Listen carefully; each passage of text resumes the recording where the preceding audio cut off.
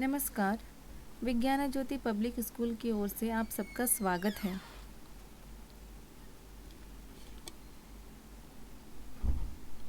पाठ का नाम नदी। विषय है हिंदी, कक्षा 7वीं।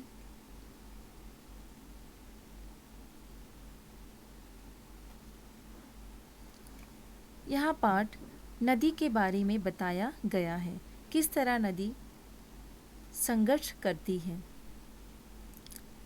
क्षण भर रुककर विश्राम करो, क्यों नदी निरंतर बहती हो। जब जब मैंने देखा पाया, तुम दौड़ धूप में रहती हो। कवि कहते हैं कि ये नदी, तुम लगातार क्यों बहती रहती हो। कुछ देर रुककर आराम तो कर लो। मैंने तो तुम्हें हमेशा दौड़ धूप में ही देखा हूँ। लहरों पर लहर उठाती हो, तटबंधों से टकराती हो। संघर्ष स्रोत है जीवन का, तुम हंस हंस कर बतलाती हो। इसका अर्थ है तुम्हारी लहरें लगातार तटबंधों से टकराती हुई मानव जाति को यह संदेश दे जाती है कि संघर्ष ही जीवन का स्रोत है। बू दराकर चट्टानों को लड़ लड़ कर तोड़ दिया तुमने। पर्वत समरस मैदान बने, रुख अपना मोड़ दिया तुमने। इसका अर्थ है तुमने अपना रास्ता बदलने के लिए अपनी ताकत से विशालकाय चट्टानों को तोड़कर मैदान में बदल दिया।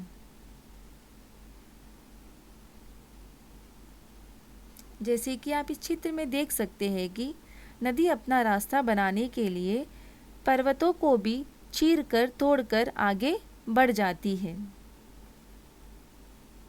ताकत को ताकत से काटा, कमजोर को पुचकार दिया।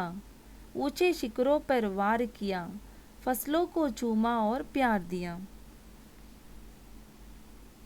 जहां एक और ताकतवर लोगों का मुकाबला तुम ताकत से करती हो, वहीं दूसरी ओर कमजोरों व्यक्ति को स्नेह और दुलार देती हो और फसलों को जीवन देती हो।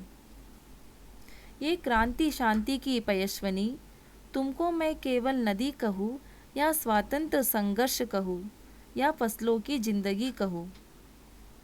कवि कहते हैं कि अनेक क्रांतियाँ भी तुम्हारे तट पर हुई है और संधियाँ भी तुम्हारे तट पर हुई है। मैंने इसलिए तुम्हें केवल नदी कहूँ या स्वतंत्र संघर्ष कहूँ या फसलों की जिंदगी कहूँ। तुम शहरों को भी प्यारी हो और तुम गाँवों को भी प्यारी हो। दोनों को दूध पिलाती हो, तुम दोनों का महतारी हो। इसका अर्थ है तुम शहर और गांव दोनों को एक समान प्रेम करती हो, दोनों का माँ के समान लालन पालन करती हो। इसीलिए तुम गांव और शहर दोनों का महतारी हो।